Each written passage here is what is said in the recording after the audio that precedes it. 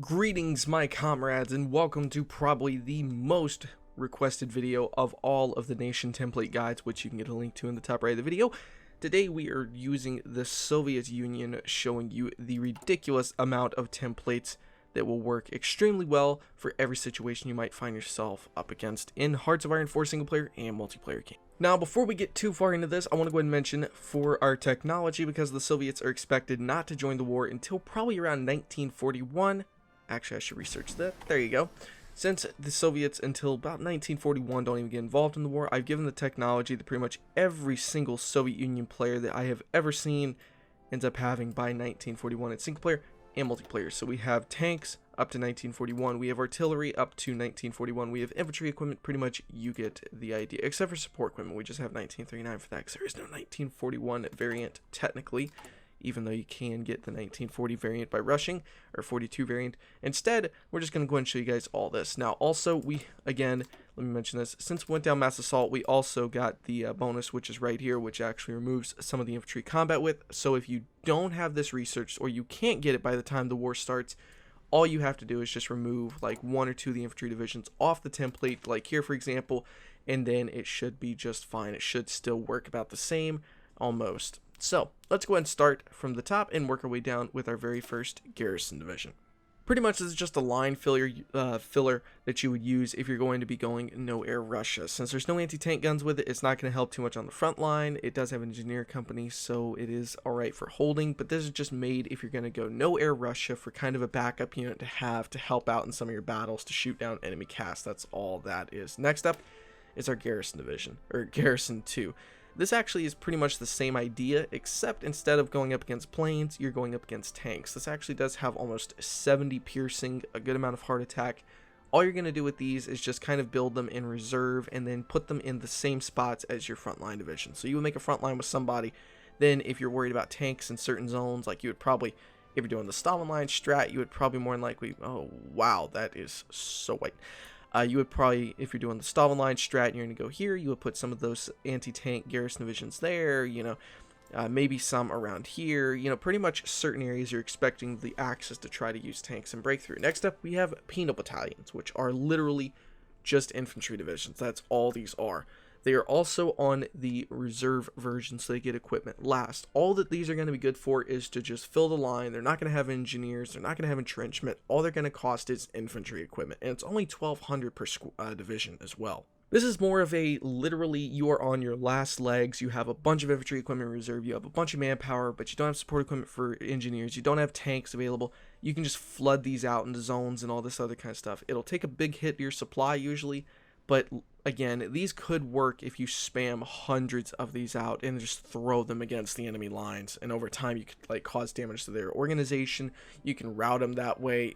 That's all these are there for. These are just backup divisions that you have no interest in normally using, but you have so much infantry equipment, you have so much manpower, but there's nothing else you can do. Next up, let's go ahead and start talking about our infantry divisions. For our first infantry division, it's just a very basic division. It's pretty much the same setup, except you have an engineer company so it can hold along with a support artillery. This is probably something you would want to use on a large amount of your front line for a little while until you can actually upgrade to get anti-tank guns. This would possibly work okay if you're going to invade Finland in your game. If you're playing historical, it might work well if you have to worry about in multiplayer having to worry about going to war with Japan. This is probably going to be pretty good since Japan's not going to be doing tanks. This is a pretty good template for those situations. Next up, this is something you want to have on your entire front line as the Soviets in a multiplayer match. You have an anti-tank gun here, so you have a decent amount of piercing to take out some of the German tanks. You have artillery, you have infantry equipment, and you have a logistics and engineer company. This could actually easily work to be one of your frontline main divisions, since it has a good enough organization as it is, good soft attack, good defense. This is a pretty much everywhere around it. It has really good stats. The only issue you might have is going up against full 40 width tank divisions with this, because it's only got one anti-tank gun. They're probably going to have armor in the 70s, but you might be able to still do some damage to the enemy divisions. It's better than having absolutely nothing. And in multiplayer, this might actually help you out a lot. Next up, Infantry Division 3. This is what you should really get your entire front line looking like. The piercing on this is about 56, the heart attack is 61, our soft attack is 214, breakthrough's okay, but the defense is pretty high along with the organization. As you can tell, it also has a logistics company, support rocket artillery, regular artillery.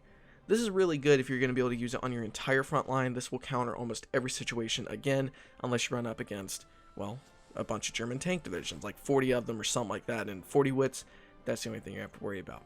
Now let's talk about our 40 wit Stalin's Revenge. This is the template as the Soviets I always, and I mean always, try to get in multiplayer. You have 60 piercing, which isn't that much from the other one, but you have 154 hard attack. You have almost 400 soft attack. You have 606 defense, 41 org. This is a really good template.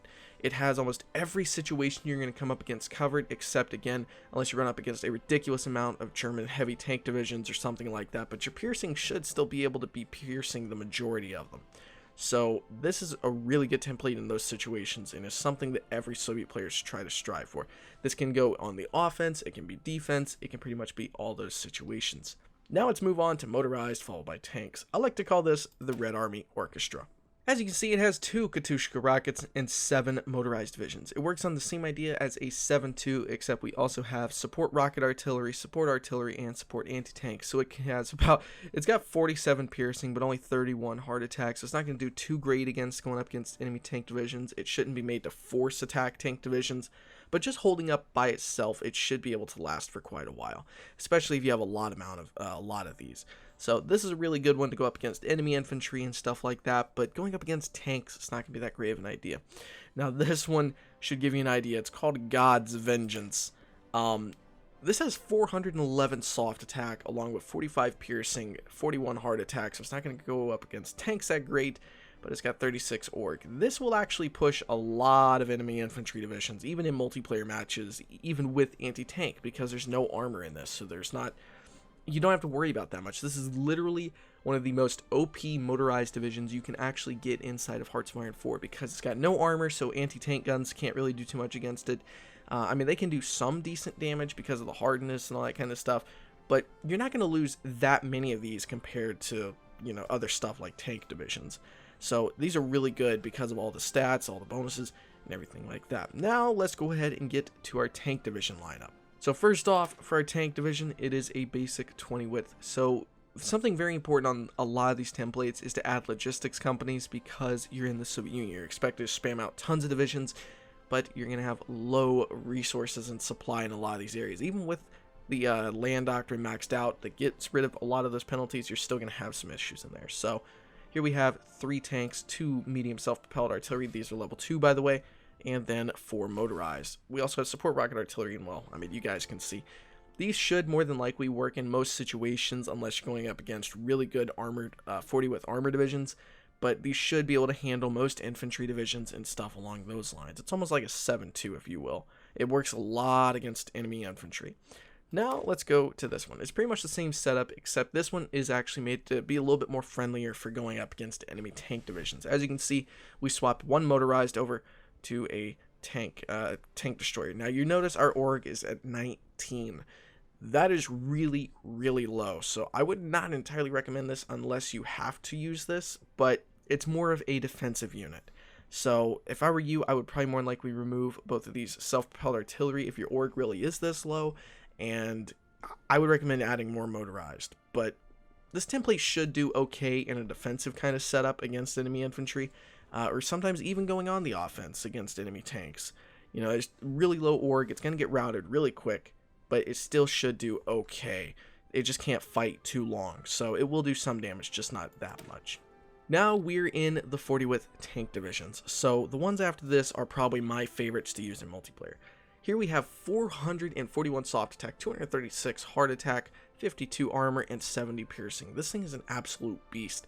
This will actually counter pretty much almost every tank division you're going to come across inside of a multiplayer match. As you can see again though, our org is at 23, so it's one of those like really low kind of org units. You can maybe take 1 or 2 tanks out, but the idea behind this is you're going to be able to cause enough casualties to the enemy that even though you're going to get de-orged, you're going to have to fall back, you're still going to do a huge amount of damage and hopefully drain a lot of their equipment out whenever using this. And if, again, you're going up against nothing but infantry with this will actually fight for a lot longer than you would expect. Now we're going to go to my favorites. So this is pretty OP. we have 40 armor, we have 48 piercing, but we have 547 soft attack. This should work pretty well against most players in multiplayer if they don't have any anti-tank divisions, if they don't have stuff set up for going up against anti-tank, if they don't even have any anti-tank guns. This is going to rain just everything. That's why it's called raining lead. It's going to walk right over them. The soft attack is so high that the org value being that low isn't going to matter too much. Yeah, they can't fight too long. They'll only route 1 or 2 units, then they have to stop, regain organization, then they can keep going. But this should be able to do a lot of damage really easily. Next up, we have Zhukov's boys. So, as you can see here, this is kind of set up against, worried about, say, going up against a Germany that has air superiority. This has 4 self-propelled AA guns. Every 10 combat width you have in Hearts of Iron 4, if you add 1 AA gun, or 1 self-propelled AA gun, usually that'll be enough to actually remove the penalty from them having air superiority from that division attacking or being defensive or whatever. As you can see, we have almost 400 soft attack, 238 hard attack. We only have 67 piercing with this and only 49 armor, but we have a good amount of breakthrough, good amount of defense, so this is a pretty good template to use if the enemy has air superiority. If you're worried about tanks, this is a really good setup for one of those situations. Finally, we have Knocking on Berlin. So this is kind of a ultimate I can destroy anything kind of template. We have almost 500 soft attack, 212 hard attack, air attack is 64, so we're going to take down a lot of CAS. We have some self-propelled artillery. We pretty much have everything we have to worry about handled here. The only thing I might recommend is, like these other 2 templates, we have maintenance companies in them. Oh, this was supposed to be a maintenance company. That's my bad. See, that only takes away like 20 soft attacks. It's not that big a deal. But like some of these, you could swap out one of these for a maintenance company with these 40 wits because you will lose a lot of tanks in the war. So that's pretty much it, guys. That is pretty much all the Russian templates I usually use in a multiplayer match. And just try to get your org. I mean, maybe swap a couple things out.